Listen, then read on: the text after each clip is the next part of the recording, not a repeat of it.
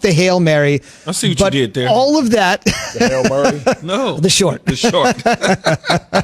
That's the short and long of it. But even though that game's on the horizon, Russ and Kyler MVP talk, we are starting this morning talking about a team that has 2 wins, has a 5% chance to win the division, and is 100% always front and center. Keyshawn, you know this team better than anyone else. It's the Dallas Cowboys. You played for them. You played for Jerry Jones. Jerry edging his way. We had a full stadium when I played, though. Right now, it's at 25,000, which is about a quarter capacity. It's a 100,000 seat stadium. This is from Jerry. You may have heard it here in the intro. Just a couple snippets. Quote, "My plan was to increase our fans as we went through the season, and we followed that plan. We've had almost a third of the attendance in the NFL. I'm proud of that. Our stadium is particularly suited for airness, openness, air circulation." Going on to say, some people will say it is, but not when you're doing it as safe as we are and not when we're having the results we're having. Literally, we have had no one report they have had gotten any contact with COVID from coming to our football game. And he is using that rationale to say he slowly wants to ramp up, not down, ramp up the attendance at Cowboys games, by far leading the league in attendance. Remember, when your stadium is that big, your percentage of fans that can enter can be larger. Yeah, it's just an ouch at this moment. If we were not in a spike with the pandemic. A little tone deaf here. Yeah, no, I wouldn't necessarily say tone deaf. I would just more say his explanation to why he wants to do it and not really explaining fully and just why. You know, he didn't really explain why. And I think for him, he has to understand, well, take a look around you. Take a look around the country, the world, as we continue in states, Texas, Florida, you name it, New York, LA, you just name it, as cities and states continue to spike up, as mayors and governors and elected officials try to bring things down, you want to increase the attendance. I would be on board if that wasn't the case. But the case is that's probably not a good idea as of right now, Bart, to be thinking about how about this? Think about getting the damn W first. Think about getting the win before you start to worry about who might want to come into the stadium to see another L. Well, that's easier said than done, right? So he says, you know what? I got to win in something, so I can't win on the field. So let me win in attendance. He's a competitive guy, but what I'm saying is, talk about tone deaf. I think it is tone deaf because when you look into Texas itself, it passed 1 million cases. Well, see, the reason I say it's not tone deaf because he ain't paying attention to that. That ain't even. Yeah, he's choosing not to pay attention to it. So it's not really even tone deaf because he's not acknowledging it and he's not paying attention to it. And it's hard. It's hard when you think about, we don't know if anybody's contracted COVID from going to their game. Just because they didn't report. Right, just because they didn't report. So he's using the data that he wants. We always say numbers. You can use numbers in any way you want to.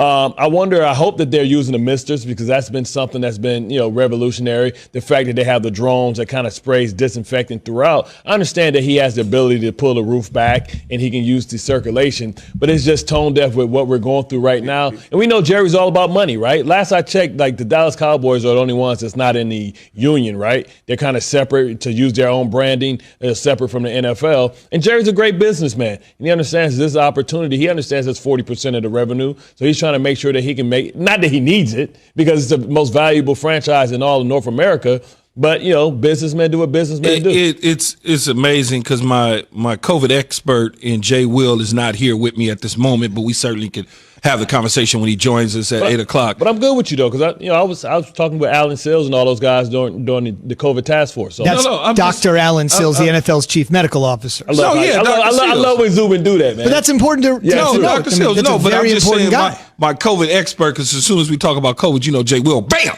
he start to get into it. I really don't for me. It's just I really don't understand what's right and what's wrong, right? Yeah. Because it's amazing when you talk about restaurants in the capacity of the restaurants could have to be at a certain capacity. Yeah. And then when you look outdoors, they say, well, we don't really want to, in certain states, they don't really want people inside the restaurants in a closed environment, but they're building tents outside for you to sit and eat in, which has walls up in this closed environment. Yeah. So everything is a little confusing. So when you go back into the Jerry situation, it's like, Okay, you got 25,000 people. You want to increase it another 6,000 or 7,000 to a capacity of around 32,000 or so in that area.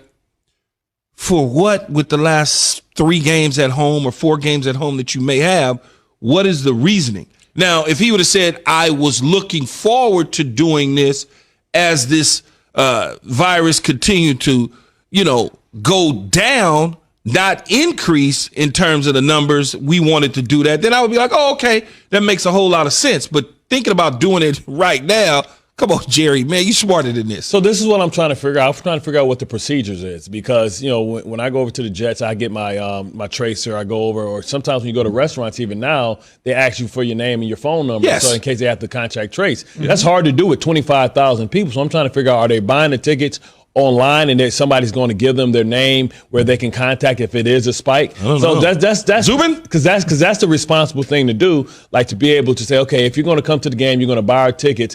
I'm assuming that they're sitting in clusters and you're coming with people that and then you're socially distanced from the other people. Like, are you going to be able to contact trace and get information? So if it is a spike, you can reach out to those people. And how do you do that? I haven't bought tickets this year online or anything to go to any games, but I would think, much like you said, how do you figure out the tracing part of it? Is it a situation where you buy them online, like when you go to a movie theater Ticketmaster or something like that, one of those ticket outlets where you buy online and you get whatever group, those spacing? Because when you think about it, it's like, how are these stadiums that are having fans selecting where the fans go to sit? Right.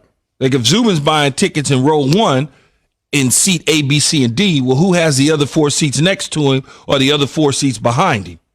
Is that something that online, that the contact tracing, that you have to input the information, much like when you go into a restaurant? And how much are owners investing in contact tracing? Because we know that's a thing within itself, to be able to reach out to everybody. You talk about 25,000 fans.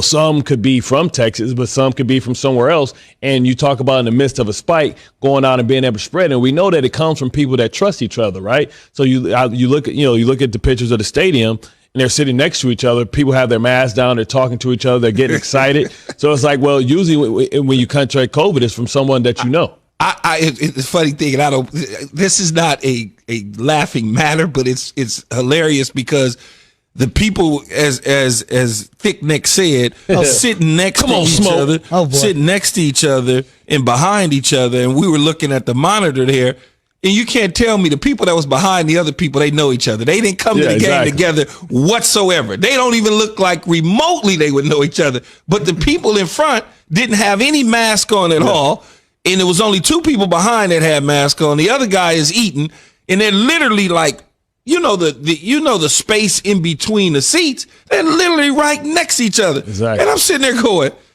no, that doesn't feel good. Yeah, exactly. It doesn't feel good at all. But, Jerry's a great businessman. Yeah, but in this situation, it shouldn't be about business. It should be about health. My point. But, is it even a competitive advantage for them to have fans in there? I mean, it's state by state. I would think Kansas City has fans. Yeah. It's just state by state. Some fans are in Florida, I believe. Florida's his own world. Well, but I'm just saying, state by state, Last 2 things very quickly, one on the business part of it, and that is the secondary ticket market is absolutely crashing because while 25,000 people might want to come to Cowboys games, there are fans across the league that are saying, if you gave me a seat on the 50-yard line, I wouldn't go. So a lot of those secondary ticket markets where you go to get the last second ticket, they are hurting badly. One fact, Jerry dealing in notions and opinions about the COVID. One fact, Andy Dalton back at practice after 3 weeks being out on Monday. Mike McCarthy said he looked great. He's a true pro. They're expecting him to start on Sunday when the Dallas Cowboys take on the Minnesota Vikings. Still to come.